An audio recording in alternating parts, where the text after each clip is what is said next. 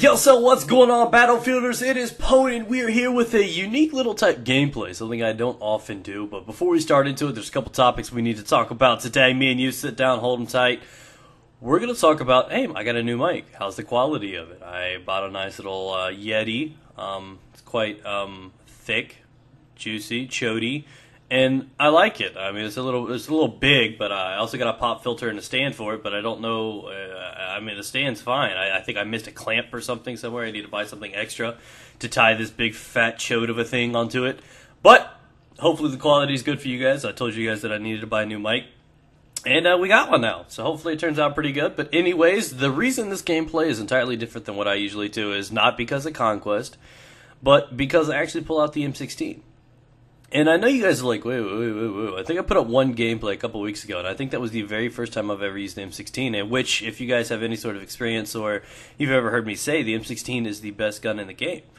There are a couple guns that come close. Some real hella tight guns, actually. You know, you got the AK-74M. Did he just dolphin dive over me inside a garage? That was badass. But you got the AK-74M, G3A3. You got a handful of guns that are on the par with this weapon, but the M16A3 happens to be the default tryhard weapon of choice. Now, a lot of people say, you know, this and that. Level Cap gets shit for it. Rival X Factor gets shit for it. I play with them all the time, and I give them shit for it. And I'm not trying to be mean or dissect anything. Let's take Rival, for example. He's got, like, 30,000 kills, and like 25,000 of them or something are with the M16A3. But it makes sense because, I mean, part of what he does is competitive gaming. Why not use the gun that you're going to use at all time? Always, you know what I mean? You never get worn out of it. But I, on the other hand, don't understand the purpose of playing with the same weapon over and over and over and over again. I'm already in a committed relationship, guys. I don't want to be inclined to only use one thing the rest of my life. And I've seen guys with, 1,000 fucking server stars with it. I've seen people with over, 80,000 kills with the M16A3. And I don't understand why you guys do that. I mean, does it get bored repetitively using the same gun over and over and over again? I know you want to put yourself in the best situation to have the best gun possible. I mean, that's fully understandable. But that's not something I enjoy. That's not how I play my game. That's not how I go about trying to have fun. So in reality, I'm not trying to judge anybody. I'm actually just kind of curious, like, what makes you want to use the same weapon over and over and over again? Knowing that there are a couple weapons that are almost on par on it. I bet you're the same kind of person that goes over it when it's time to play Engineer class, use the M4A1. I mean, you guys always try to put the best possible option in your hand, and that's not wrong. That's actually smart. But I'm curious why I don't see too many people switch it up. I see M16A3 more than almost any other gun. I'd say 50% of the time that's the gun I see. And, like I said, I just wanted to come off and make sure that that's not me complaining, but that's actually, just a curious question. I pull it out when I need to. We are getting our shit hammered in right now, and, of course, I have no other choice, no other option but to try to make up for it. And by the time this game was over, I think the next closest guy had like 30 kills, and I had like 100 or something. So it was like, there was a lot of heavyweight going on. Triple patty cake party! But I don't know. So I guess it kind of turned out like a little bit of a rant, but it wasn't meant to be mean, because I know a lot of people use the gun, and I'm not trying to like judge you guys, but it's rather like, why use the same thing over and over again? I mean, DICE does come out with these DLCs that give you 2 new weapons, or 10 new weapons every time, so I'm like, why don't people switch it up? Because that's what I do, so I guess I just don't understand, I guess. But anyways, we're hopping back in the gameplay. You guys will see a couple moments. We do end up losing a lot in this game. We ended up losing a lot. We came in here, took over B a couple times. I did, the best I could to push. And it's also a different kind of treat for you guys. You guys don't get to see me use, I guess, a try-hard loadout often. You don't get to see me try to outthink the enemy. I just casually play. I go wherever there's an open hallway. That's how I am in a pub. But this, on the other hand, I was actually trying to control the map, trying to do a little bit better, trying to get my team up in there, put down the mid packs, the patty cakes. I was trying to play as a better team player. And it's not that I don't normally, it's just, you guys know what it is. When you guys try hard, you sit up in your chair, and you happen to do better. There's that next level of fucking Super Saiyan ability that you have, and you just don't ever, like, unleash it. It's just because it's just a video game. You don't need to. But, anyways, we're going to hop into the commentary of the day, the topic. And this is going to be a unique one. This is going to be a different one. While you enjoy the little backdrop gameplay, we're going to talk about shoes. Yeah, I know, right? You guys know I come up with some crazy topics, but shoes are actually going to be the topics today. And I'm going to talk about all the ways that I can think of how important shoes are. And I think it's weird because I don't think anybody has actually taken the time to just sit down and think, like, hot damn, shoes really are important to the world. And you guys, like, obviously we know about the old school where we used to wear, like, nothing and walk on rocks and twigs and shit. So I guess shoes were a pretty important invention. I don't know. I got really rough feet. All the sports I play barefoot. Give me them man tags. So at the end of the day, I can walk across glass and be like, glass, come at me, bro. Like, it's not a big deal. But I know a lot of people that got really soft feet and they can't handle pavement or heat or anything like that. And I know I'm just a weird person. I don't know if it's just because I'm country or what it is, but I got rough ass feet. And it's a weird thing because as growing up, we'll go back to like '94. I'm like 4 or 5 years old, hanging out, and I get my first pair of shoes that light up on the side. You know what I'm talking about, guys. That moment where you think you're badass, the moment where you think you're the best fucking kid in kindergarten right there. You guys know exactly what I'm talking about. You feel, when you get shoes when you're a kid, you feel like you can run faster all of a sudden. That's the first thing every kid does. He gets a new pair of shoes, he runs down the aisle and is like, I'm faster! And it's different. I mean, it's empowering. It gives you that feel, that level that you can control something and do so many crazy things. You just feel like you're Superman for a moment. And then we have the other side of the spectrum. My wife, my credit card, my tears. Shoes for women, I don't understand. Now, I'd like to be joking and exaggerating right here, but let's not. Let's understand that this is straight, honest proof. We do this every once in a while. She gives some shoes up to, some of the poor families and stuff like that. But in honesty, she always has over 100 pairs of shoes.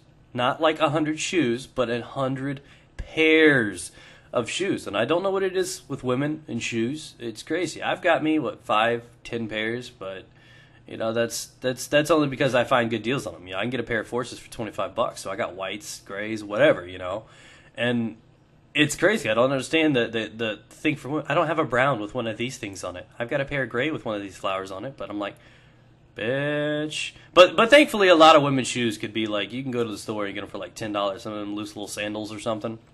But so it's not really a money option. It's like, why do you need that many fucking shoes? Seriously. So, and I don't understand that with women. I mean, that's one of the complications of shoes and how, the shoes can be a marriage ender. I'm telling you what. And I've never understood it. I'm kind of a guy. I'm kind of like a jeans and tee guy. So if I accessorize in any way or try to stand different, I like to wear plain tees, whether or not they're white, black, whatever.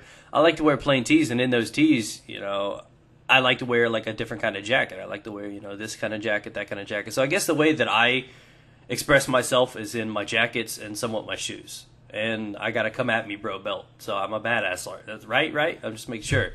And that's one of the negative things that I see about shoes, and it's just with the women, is that they want them like nonstop. They could be a wallet killer, and I've never understood that. And then another important thing about shoes is, why the fuck do they have to be like the spokesperson, the credibility of your class?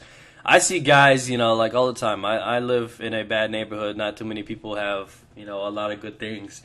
But no matter how ghetto, how beat up, how poor any of these families are, everybody's on food stamps and shit, but everybody's got their fucking, nice-ass Jordans, some Jabros, they got all their shit.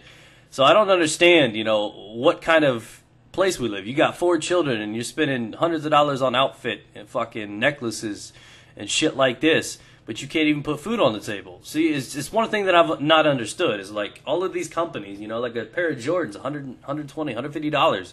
That's ridiculous.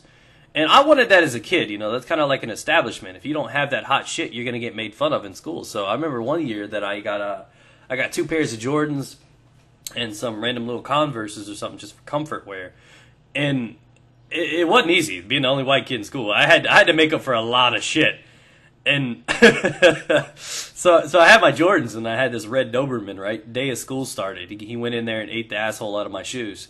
And it was kind of a painful day for me, honestly. Now, this is a cool little moment in the gameplay where, I actually timed this right, and I try to save this because all my guys keep dying, and I try to play this just right. But anyways, it was complicated because my shoes got eaten. They got ate up.